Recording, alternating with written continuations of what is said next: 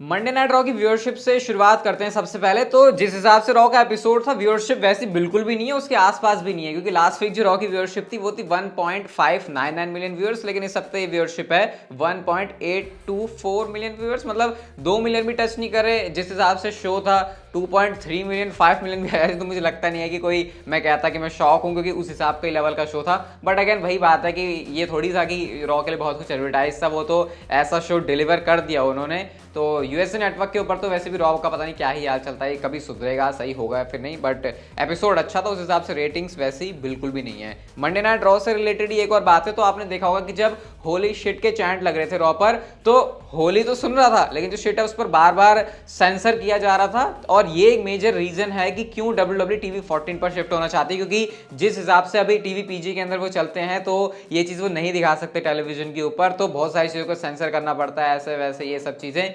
सिर्फ यही रीजन नहीं है कि WWE को थोड़ा एजियर कंटेंट या फिर उस किस्म का कंटेंट दिखाना है, जैसे कि आप समझ रहे हो, ये भी ऐसे रीजन होते हैं। तो ये इस वजह से WWE को जो प्रॉब्लम होती है कि वो जो होली शिट की चीज़ नहीं दिखा सकते। वैसे तो ब्रॉक लेसनर ने खुद ही रॉ पर आके ही ऐसा बोल दिया था। वैसे ऐसा भी नहीं है कि कोई बहुत बड़ी दिक्कत हो जाती है, लेकिन वो जो एडवर्टाइजर्स हैं उनको हैप्पी सेटिस्फाई रखना होता है, जो स्पॉन्सर्स हैं WWE के, तो ये रीज़न रहता है। वरना WWE चाहे वो तो दिल खोल के कुछ भी कर सकती है। और वैसे भी ट्रिपल एच और डी जनरेशन एक्स का वो सेगमेंट कितनी मुश्किल से उन्होंने टेलीविजन पर दिखाया था, क्योंकि आपको पता ही है पहले से, अगर आपने देखा होगा भाई, उनके तो सेगमेंट ऐसे रहते हैं कि हद पार हो जाती है सारी चीज़ों की। बट उस चीज़ को कैसे लिमिटेड वे में किया उन्होंने ओपनिंग में, वो भी बड़ा अच्छा सा लग रहा था। तो ये टीवी 14 में जाना WWE का शायद बहुत जल्दी हो सकता है, अगर ट्रिपल एच इसको करना चाह रहे हैं तो। नेक्स्ट गाइस, बात करते हैं उन सुपरस्टार्स के बारे में जिनको WWE ट्रिपल एच वापस लाना चाह रहे हैं। और स्टिल जो ट्रिपल एच का वो कैंपेन चल रहा है अपने अंदर ही अंदर, कि जो भी स्टार्स रिलीज हुए बड़े बड़े, स्पेशली NXT के, उनको मैं वापस लेकर आऊंगा, तो वैसा अभी भी स्टिल कंटिन्यू है। और बहुत जल्दी जो सुपरस्टार्स आपको देखने को मिल सकते हैं, उसमें एक नाम मिया यिम का आ रहा है, ब्रॉनसन रीड का नाम आ रहा है, और सेरा लोगन। ये 3 सुपरस्टार्स है जो कि बहुत जल्दी आ सकते हैं। वैसे सेरा लोगन ने बहुत टाइम पहले कहा था कि उन्होंने रेसलिंग को छोड़ ही दिया है, लेकिन अगेन आपको पता है यहाँ पर तो सुपरस्टार्स रिटायरमेंट से वापस आ जाते हैं, तो फिर ऐसे में ये कोई बड़ी डील नहीं उनका वापस आना। वैसे भी ट्रिपल एच आ गए हैं, तो फिर इस वजह से बहुत सारे सुपरस्टार्स आना चाहते हैं अब कंपनी के अंदर। वैसे इस वीडियो की नोटिफिकेशन शायद ही आपको मिलेगी, तो ऐसे शेयर वगैरह कर देना अगर आप चाहो तो, क्योंकि कल 3 वीडियो आए थे ना, लाइव भी किया था मैंने, अभी भी है, तो जाके आप उसे देख सकते हो अभी भी। नेक्स्ट बात करते हैं गाइस सेथ रॉलिंस के बारे में। तो सेथ रॉलिंस ने यूनाइटेड स्टेट्स चैंपियनशिप को जीत लिया है। 900 से भी ज्यादा दिन बाद उनके पास कोई चैंपियनशिप आई है।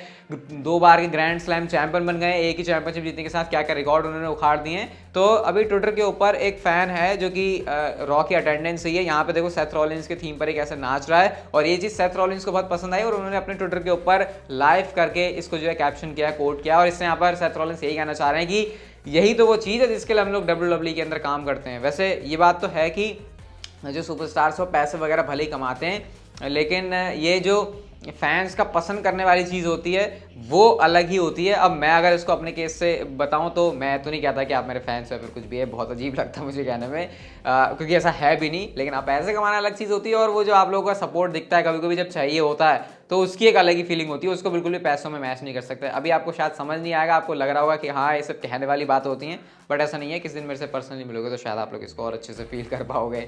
नेक्स्ट गाइस, बात करते हैं उस मीम मटेरियल के बारे में जो कि अब आ चुका है रेसलिंग के अंदर। और ये वाली पिक्चर आप लोग देख सकते हैं, WWE on Fox का जो ट्विटर अकाउंट है, उन्होंने न्यू मीम अलर्ट करके भी इसको डाला हुआ है। ये जो एकदम से शॉक हो गए थे फिन बैलर, अब इसको हर जगह यूज किया जाएगा, जैसे इधर फिन बैलर की पिक्चर और साइड में कोई ऐसे चीज, ऑलरेडी इसका यूज किया भी जाने लगा है। तो ये सेगमेंट्स हैं जो कि हमेशा याद रखने वाले होते हैं, और इसको बनाया भी वैसे ही। इवन आपने नोटिस भी किया था कि एजे स्टाइल्स के बिल्कुल पीछे जाके कैमरामैन था, कि जैसे एजे स्टाइल्स बोले तो हम उसको कैप्चर कर पाए। तो ये काफी डिटेल वाली चीज होती है, जो कि उसी टाइम पर ये सेटअप करके रखते हैं कि एंड में जो है सब कुछ मैसअप ना हो जाए। और बहुत बढ़िया तरीके से जो सारी चीजें वो पुल ऑफ हुई थी इस रॉ वाले सेगमेंट से, स्पेशली फिन बैलर के जो वक्त और जज्बात बदले थे एक्सप्रेशंस के।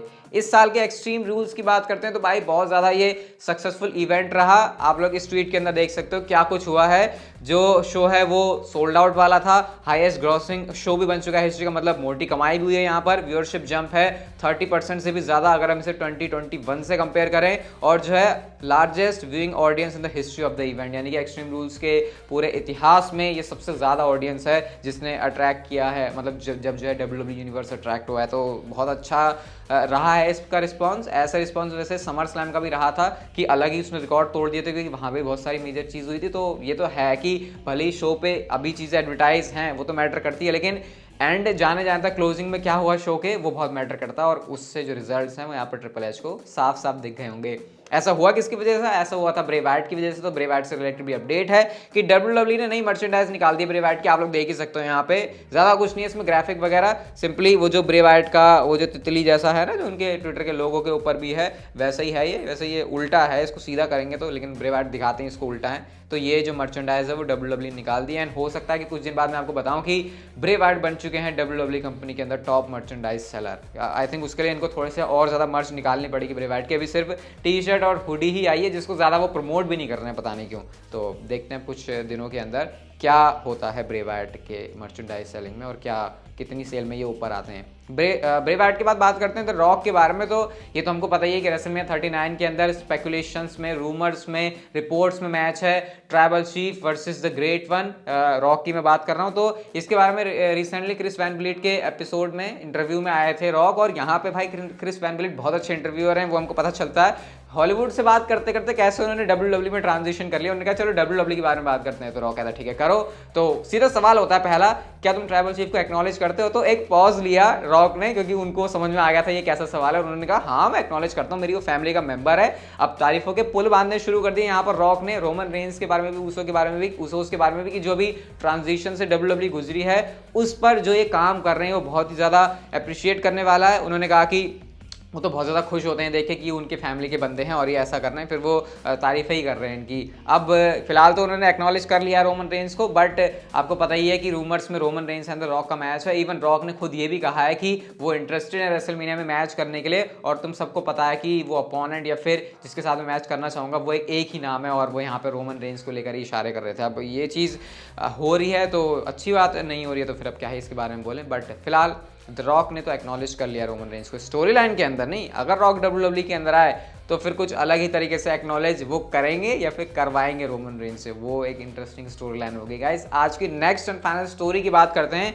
एंड मैं बात कर रहा हूँ द ब्रे वाइट चैंपियनशिप के बारे में। अब बहुत टाइम पहले एक पिक्चर काफ़ी ज़्यादा चलती थी, आप इस चैंपियनशिप की देख सकते हो, जिसको लिंक करते थे कि हाँ ये ब्रे वाइट के लिए बनाई गई थी, बट वो चैंपियनशिप कभी भी आई नहीं। लेकिन जिन्होंने बेल्ट बनाई उन्होंने ट्वीट किया, जो कि टॉप रोप बेल्ट्स है यूजर नेम इनका। इन्होंने कहा would love to see Bray Wyatt use the belt we made for him years ago, और साथ में उन्होंने ये चैंपियनशिप की पिक्चर पोस्ट किया है। तो ये तो पता चल गया कि हाँ ये चैंपियनशिप ब्रे वाइट के लिए थी। अब सबसे मजे की बात क्या हुई है, ब्रे वाइट ने इस चीज को ट्विटर के ऊपर लाइक किया। आप लोग ये लाइक वाला सेक्शन ही देख सकते हो ब्रे वाइट को, वही मैंने खोला हुआ है। यहाँ पे ब्रे वाइट ने इस वाली पिक्चर को लाइक किया हुआ है। तो अब इंटरेस्टिंग बात क्या है, फिलहाल सुपरस्टार जो चीजें चाह रहे हैं उनको क्रिएटिवली फ्रीडम दी जा रही है, और अगर उस टाइम पर ब्रे वाइट के लिए चैंपियनशिप तैयार की थी लेकिन हो नहीं पाई, इसका मतलब ये ब्रे वाइट का आइडिया था और ब्रे वाइट का आइडिया उस समय एग्जीक्यूट नहीं हो पाया। तो इस टाइम पर हो सकता है वो इस वाले आइडिया को एग्जीक्यूट करवाएं और ये ब्रे वाइट चैंपियनशिप आपको देखने को मिल सकती है। और वैसे भी आपको पता है कि कस्टम चैंपियनशिप ब्रे वाइट पसंद करते हैं, जैसे वो फील्ड भी बने थे तो कैसे यूनिवर्सल चैंपियनशिप अपनी भूतिया वाली ही लेकर आ गए थे, बिल्कुल अलग ही वो चैंपियनशिप थी, क्योंकि उनको लगा होगा कि उनके कैरेक्टर के ऊपर वाली चैंपियनशिप सूट नहीं करती, वो जो टिपिकल वाला डिजाइन है। तो ये चैंपियनशिप के साथ आपको ब्रे वाइट देखने को मिल सकते हैं अगर उनके पास कोई चैंपियनशिप आ रही है तो, या फिर हो सकता है कि अपने गिमिक के अंदर ही वो इसको एक प्रॉप की तरह ऐड कर ले कि हाँ ये मेरी चैंपियनशिप है। तो वैसे देखने में बहुत मस्त लग रही है, अच्छी लग रही है, WWE की थीम भी है और आई थिंक ब्रे वाइट के कैरेक्टर के ऊपर भी ये सूट करेगी। तो आज की वीडियो ये तक कितनी अच्छी लगी तो like share subscribe notification bell को ऑन कर दो, and see you guys in my next video.